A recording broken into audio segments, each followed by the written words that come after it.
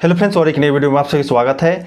आज हम इस वीडियो में बात करेंगे, जानेंगे, समझेंगे एनसीबी के बारे में। आप लोग को पता होगा कि यदि आप गाड़ी का इंश्योरेंस कराते हो, आपके पास कार होगा, बाइक होगा, तो आप इंश्योरेंस कराते हो तो वहाँ पे एक टर्म होता है, एक सेक्शन होता है जिसे बोलते हैं एनसीबी। तो आज हम लोग उसी के बारे में इस वीडियो में बात करेंगे, जानेंगे, समझेंगे, डिस्कस करेंगे कि एनसीबी क्या होता है, उसका फुल फॉर्म क्या है, यह कैसे मिलता है, इसका क्या बेनिफिट है, और यदि आपका इंश्योरेंस एक्सपायर हो गया है तो क्या आपको एनसीबी मिलेगी या नहीं मिलेगी, उसके बारे में बात करेंगे, जानेंगे, समझेंगे।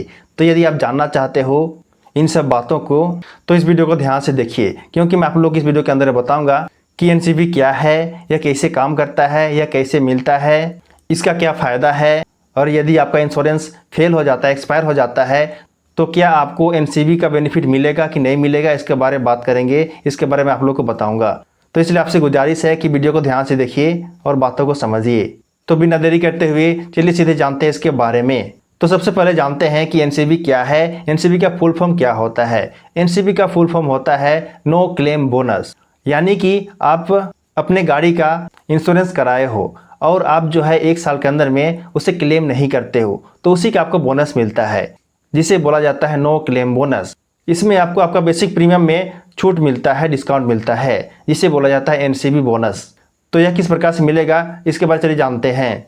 मान लीजिए आपके पास कोई कार है या फिर बाइक है, आप इंश्योरेंस कराए, चाहे आप कोई सा भी इंश्योरेंस कंपनी से इंश्योरेंस कराएं अपने कार या बाइक के लिए, तो उसमें यदि आप पहला साल में फर्स्ट ईयर आपका पूरा हो जाता है और आप कोई भी क्लेम नहीं करते हो, आपका गाड़ी का कुछ भी हानि नहीं होता है, कुछ भी नुकसान नहीं होता है, और आप जो है इंश्योरेंस क्लेम नहीं करते हो, तो इसके लिए आपको बोनस मिलता है, यानी कि आपको एनसीबी बेनिफिट मिलता है। इसमें आपको 20% का बेनिफिट मिलता है, लेकिन यह तब मिलेगा जब आप पहला साल में कोई क्लेम नहीं किए और सेकेंड ईयर में आप रिन्यूअल कर दिए, यानी कि आप पहला साल में कोई क्लेम नहीं किए और दूसरा साल के लिए अपने गाड़ी का इंश्योरेंस का रिन्यूअल कर दिए, तभी आपको 20% का डिस्काउंट मिलेगा, यानी कि एनसीबी डिस्काउंट मिलेगा। और यह जो है आप नेक्स्ट ईयर सेकेंड ईयर के लिए जो प्रीमियम पे करोगे अपने गाड़ी के लिए, उसमें आपका 20% डिस्काउंट मिलेगा, जिसे बोलते हैं एनसीबी डिस्काउंट। जो कि पहला ईयर में यदि आप अपना गाड़ी का इंश्योरेंस का क्लेम नहीं करते हो तो आपको यहाँ पे फर्स्ट ईयर में नो क्लेम करने के लिए आपको 20% का डिस्काउंट मिलेगा आपके प्रीमियम में।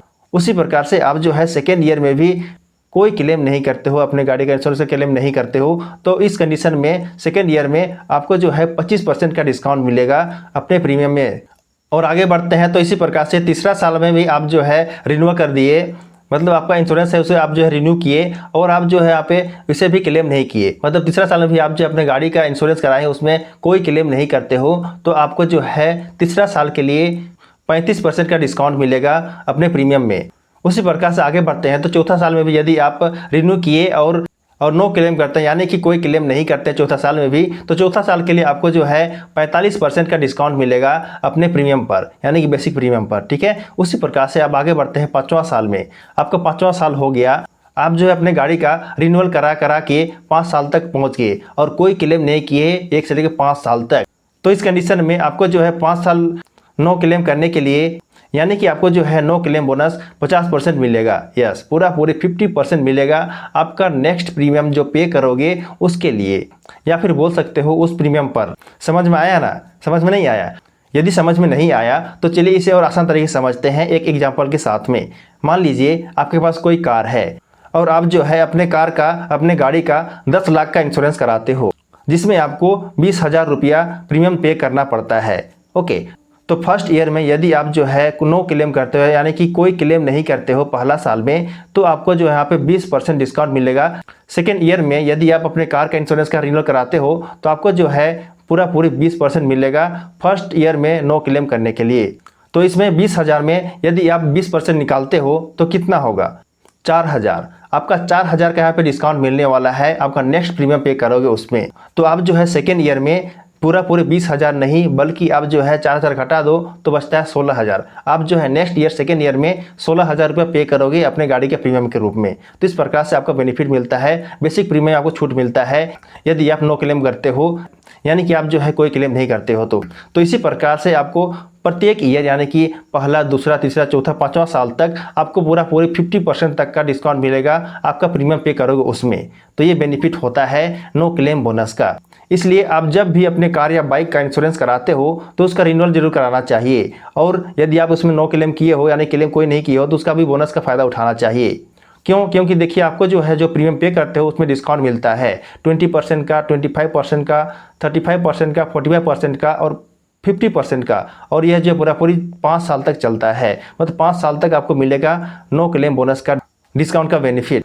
तो आप जब भी इंश्योरेंस कराते हो अपने कार या बाइक का और यदि आप कोई भी क्लेम नहीं करते हो तो एनसीबी बोनस का जरूर फ़ायदा उठाइए। ओके, अब तो इतना तक समझ में आ गया ना कि एनसीबी क्या होता है और ये किस प्रकार से मिलता है, कितना % मिलता है, सब समझ में आ गया उम्मीद करता हूँ, क्योंकि मैं आप लोग को बता दिया कि किस प्रकार से ये मिलता है। तो चलिए अब जानते हैं कि यदि आप इंश्योरेंस कराए हो और नो क्लेम करते हो यानी कोई क्लेम नहीं करते हो और आपको जो है सेकेंड ईयर के लिए अपने गाड़ी का इंश्योरेंस का रिन्यूअल कराना था लेकिन आप नहीं करा पाए, भूल गए और वो जो है एक्सपायर हो गया आपका डेट, तो इस कंडीशन में क्या आपको एनसीबी का बोनस मिलेगा कि नहीं मिलेगा? यानी कि मान लीजिए आप जो है अपने कार का इंश्योरेंस कराया, यानी कि आप मान लीजिए आप जो अपने कार या बाइक का इंश्योरेंस कराए हो और फर्स्ट ईयर में आप जो है नो क्लेम करते हो यानी कि कोई क्लेम नहीं करते हो इंश्योरेंस का। तो इस कंडीशन में सेकेंड ईयर के लिए आप जो है अपने गाड़ी का जो भी इंश्योरेंस कराया उसको रिन्यूअल कराने भूल गए, तो इस कंडीशन में क्या आपको एनसीबी का बोनस मिलेगा कि नहीं मिलेगा? इस कंडीशन में आपको मिल भी सकता है, नहीं भी मिल सकता है।